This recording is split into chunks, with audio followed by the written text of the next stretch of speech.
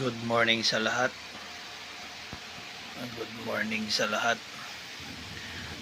Mga lakay, ingat tayo dahil malakas yung ulan. Halos magdamag na umuulan. Kaya mag-ingat tayo, lalo na yung mga nasa mababang lugar. Hanggat maaari, lumikas na kayo, lalo yan mga tabing ilog, tabing sapa, yung mga laging binabaha. Lumikas na kayo habang may oras pa kayo, kasi nararamdaman ko parang napakadaraming dalang tubig yung ulan ngayon. Halos magdamag na umuulan. Kaya hindi rin tayo makakampanting matulog, kasi kahit nasa mataas tayo,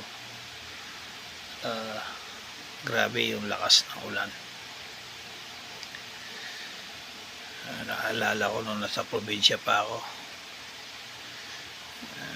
kampante kaming natutulog. Ang pala, ang tubig nasa ilalim na ng silong namin, silong ng bahay namin. Kaya nagmadali kaming mag-evacuate. Kaya ingat lagi tayo. Huwag na nating antayin na bumaha pa o magantay ng saklolo.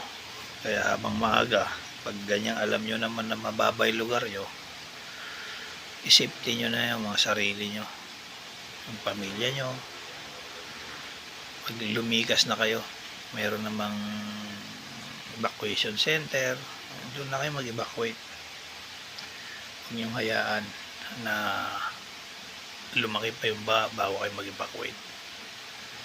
Kaya ingat lagi tayo, at lagi nating unahin sa buhay natin ang Panginoong Diyos para humingi ng lay at kaligtasan sa buhay natin.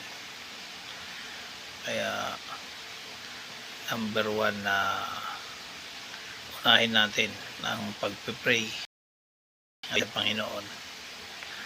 Yun ang unahin natin sa sarili natin. Kaya lakay, ingat lagi. Magandang umaga and God bless sa ating lahat.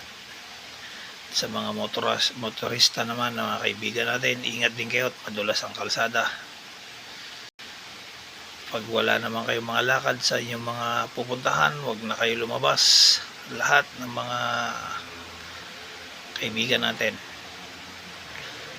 huwag na kayo lumabas kung wala naman kayong sadyang bibilhin. Ayan, kumukulog pa rin hanggang ngayon. Kaya ingat lagi tayo. Kaya laging magdasal at manalangin sa Panginoong Diyos para bigyan tayo ng gabay at proteksyon. Yan lang, lakay. God bless. Ingat lagi tayo. God bless sa lahat. Adjourn.